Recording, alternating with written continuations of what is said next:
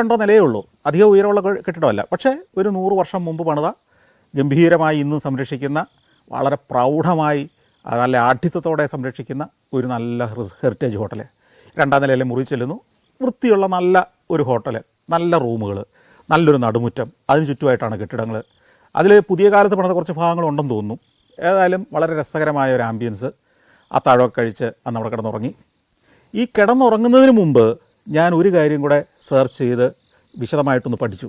കാരണം ഞാൻ ഈ ഭോപ്പാലിലേക്ക് വരുന്നതിൻ്റെ ഒരു പ്രധാന കാരണം ഒരു ചരിത്ര സ്ഥലം സന്ദർശിക്കലാണ്.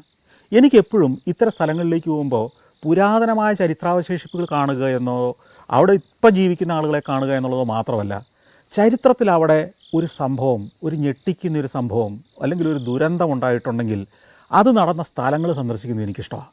ആ ദുരന്ത സ്ഥലത്തിലൂടെ അല്ലെങ്കിൽ വലിയ വിജയമുണ്ടായ ഒരു സ്ഥലത്തൂടെ, വലിയൊരു യുദ്ധമുണ്ടായ സ്ഥലത്തൂടെ ഒക്കെ നമ്മൾ പോകുമ്പം ആ കാലഘട്ടത്തിലേക്ക് നമ്മൾ പുറകോട്ട് നടന്ന് എത്തിച്ചേരുക ചെയ്യുന്നത്.